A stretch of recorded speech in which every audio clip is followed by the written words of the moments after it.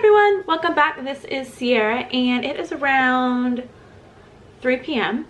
and I was just sitting at home thinking about what I wanted to do because little man is having a nap right now, and I was thinking of the dinner plan and I realized I wanted to make pizza because I went to a kid's birthday party a couple of days ago and they had Beyond Sausage pizza and it was amazing and I found myself wanting it again. The main reason I'm making this video is because the mom, hi, I know that you're watching, really wanted to learn how to make pizza dough and I've never made a video about it before, so I figured why not. When she made it, hers was really delicious. She used a pre-made crust, but I know that she and other people are interested in learning how to make their own crust, and so I figured I don't have anything to do this afternoon. Why not film what I was going to do anyway? So let's get started.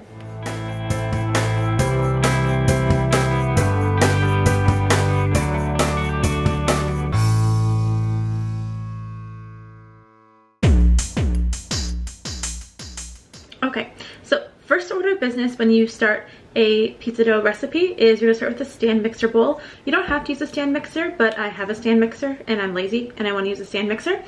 Anyway, first thing you're gonna do is you're gonna take your stand mixer bowl or whatever bowl you're gonna use, and you're going to add about 1 cup of warm water, and we're gonna dump that into the bowl. And then to that water, I'm gonna add 2 teaspoons of yeast.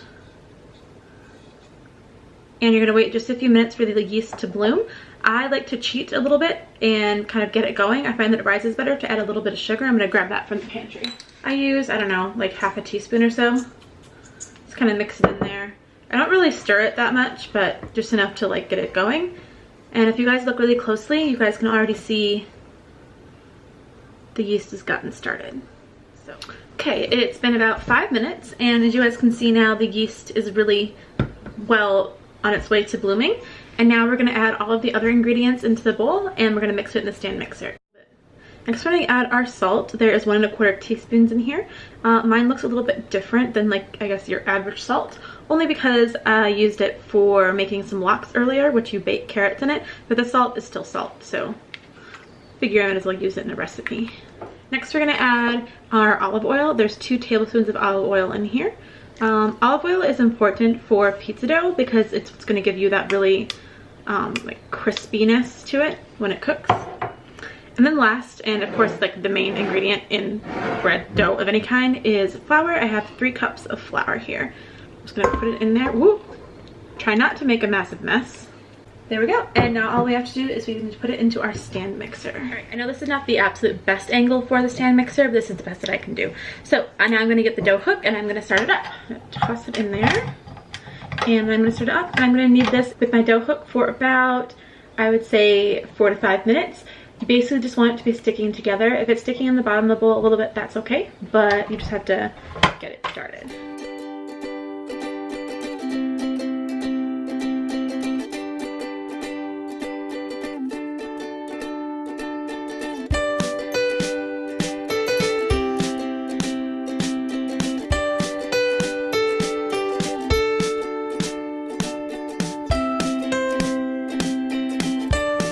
As you can see, it's not particularly sticky, but it's not particularly dry. It's kind of in the middle. If you ever had raw pizza dough before, then I mean, this is pretty much, I would say, what it should look like. So now they say you're supposed to put it in an oiled bowl. I never do that, but I will for the sake of this video, but I never actually oil my bowl. But if it's something that you're worried about if sticking, you can oil your bowl a little bit and then just put your pizza dough in it. And then you're going to let this set between 1 hour and 90 minutes to 2 hours. It really depends. You want this to double in size. So pizza dough is waiting, and now I have 1.5 hours to do I don't know what with. So I think what I'm going to do, since everything's going to go in the oven again anyway and get warmed up, I think while I'm waiting, I'm going to use some of that time. My little man's asleep. Without further ado, I guess we can get started on the toppings. We're going to use Beyond Sausage. I already said I'm going to get it out of the fridge. So honestly, this Beyond Sausage is kind of freaking me out because it looks creepishly like real meat. And one of the reasons that I'm vegan is because the idea of eating animals' muscles just grosses me out. And I like a lot of the substitutes. Well, I don't use them all the time, but one thing I do like about a lot of the substitutes, or like the old substitutes, is they didn't look like an animal. So I will see how far I got with this. Wait, I didn't mention this before, but this recipe actually makes 2 pizzas worth of pizza dough. theoretically you could make one big one, but I like to make two like medium-sized ones. I also don't have a pizza pan big enough for a large pizza, so I haven't made them, but it allows me to make two different kinds of pizza. So, oh, it feels kind of weird. You guys see how it like, oh, I don't know if I can do this. I'm gonna try. Oh gosh, I hope it doesn't like bleed when you cut it. All right, I'm just gonna go for it. I'm just gonna cut it the long way and we'll see what happens.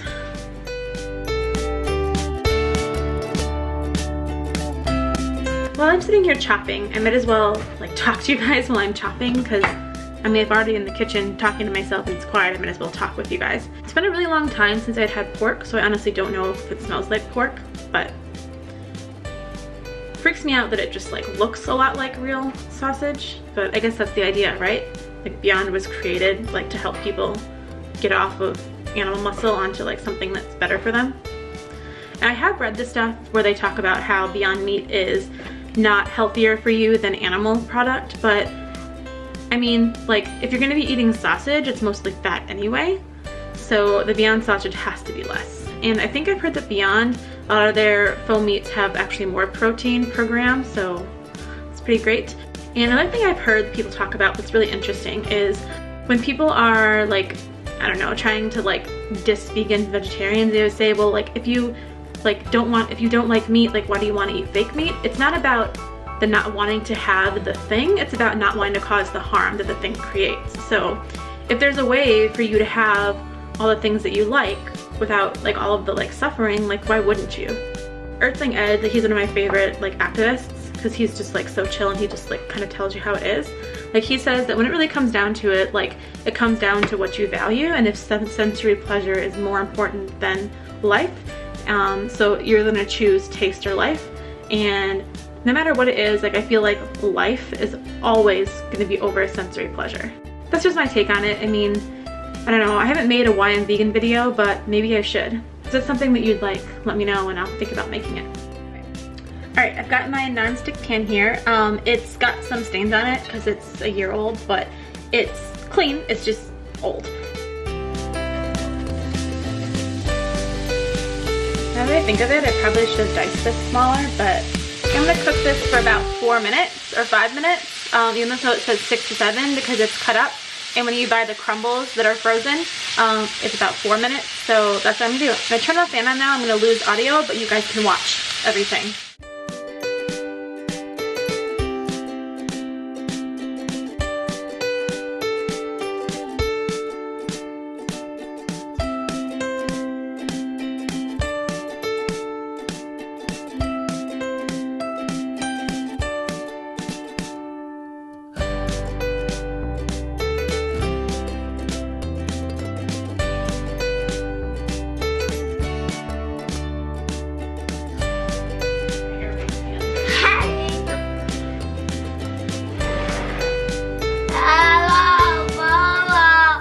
Now the trick with this dough is you don't want to like completely press it out, you just kind of want to shape it, and there's not really a good way to show that on camera, but basically what I do is I just kind of like press it down a little bit and kind of pull it until I get the shape that I want.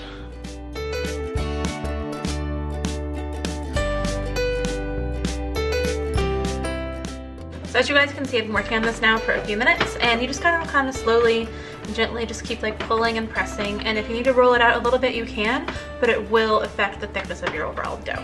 5 minutes later of stretching and pulling and like tossing and attempting not to spill it on the floor, this is what it looks like. So now we're gonna let it be covered with a towel for 15 minutes. At least that's what you're supposed to do, but we don't do that. We just put the toppings on it and let it sit for a total of 15 minutes while we're working on it.